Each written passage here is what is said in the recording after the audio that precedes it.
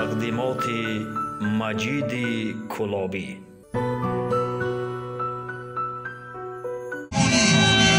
این کلاب شهری باستان استاد گریزخان رحمانزاده هستند که ما و شما را در احاطه لطف خویش خاندان ارجمندشان قرار دادند. من کلی هنرمندان سرشناس و ورزیده کشور را که ثنای فرهنگ این ملت را تا به عقد ثریا بردند، بر این خاندان، بر این کاشانه مهر خیر مقدم و خوش آمدید میگویم. همزمان مهمانانی که از اهل تبار این خاندان هستند و از خاندان خداهای ارجمند هستند با کمال عزت و از نام تمام هنرمندان ملت تاجیک مبارکباد و شادباش میگویم. وصل و پیوند دو دلدار مبارک باشد، عهد و پیمانه و دیدار مبارک باشد، نوشه تازه عروسی ناز در بزم وصال، بزم و آهنگ و نی و تار مبارک باشد. با بختیار جان یکی از هنرمندای بسیار ورزیده کلابشهر گفتم که امروز استاد ارجمند ما از این سمگاه، از این بزمگاه این محفل را به عقد ثریا میبرد و شما ببینید که امروز با بهترین انجمنی که در جمعی به جشن است ما و شما یک جا قسمت میکنیم. گمان میکنم ما یک صفحه تاریخی روز معاصر فرهنگ ملت تاجیک را امروز باز خواهیم کرد و من برای علی شیرجان که در بارزترین جمعیت‌ها و انجمن‌های بین المللی با سازی نفسی علاقه اسلوب خود را دارا هستند مبارکباد خاصه میگویم، چون که در روزه هنر نامی تکنوازی برآورده و هر کس میسر نمی شود.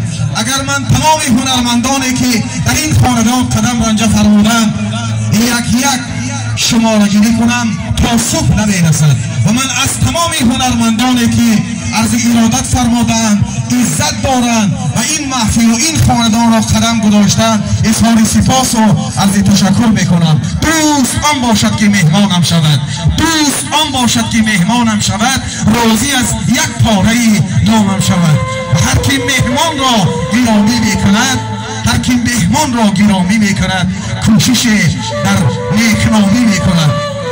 بهترین ایام را ما و شما با هم یک جای قسمت میکنیم و هر نیرویی که داریم برای صاحب جشنان تقدیم میداریم تا این محفل خاطربان باشد و از بلندی لبی بام جهان نردبان روح ما روی بلند در جهان یک ساقی جامی سخن. این ما تاجیکا بودیم، شد یکی ما بعد چند.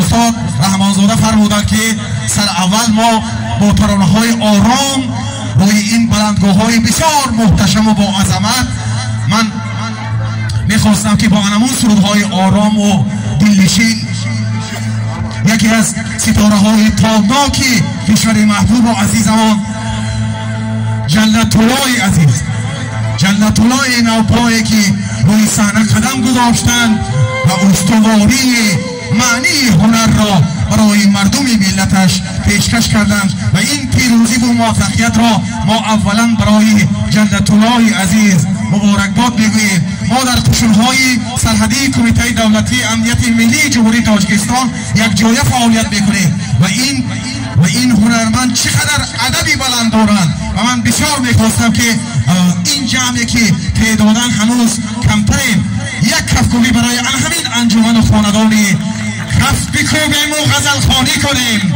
اندل با و پشتوانی کنیم تا بخندد بخت در خاندانی نوبنیادی علی شیرجان و گلروس نازنینشان از سری صاحب جشنا گلفشانی کنیم، غزل خوانی کنیم، سرود و ترانه خوانی کنیم. اگر هنرمندان آماده باشند خواهش میکنم خیلی و خیلی وقت کوتاه است، خواهش میکنم روی صحنه بیاییم تا آمادگی دیدن صاحب جشنا ما از صدا و نوا و دلانگیز و ماندگاری جنت الله عزیز بهره ببریم. خواهش میکنم از شما، خوشدلیم از این هنر، ما دوستداری صنعتیم، خوشدلیم از این هنر.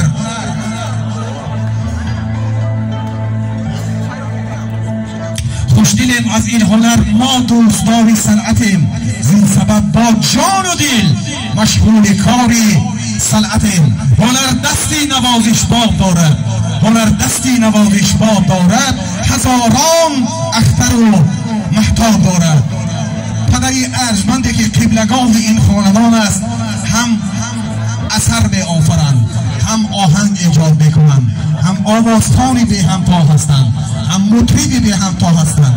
و امروز ببینید که این تمامی امتیاز و پیروزی هایی که دارند به یک موفقیت و بردباری کامل تبدیل می شود.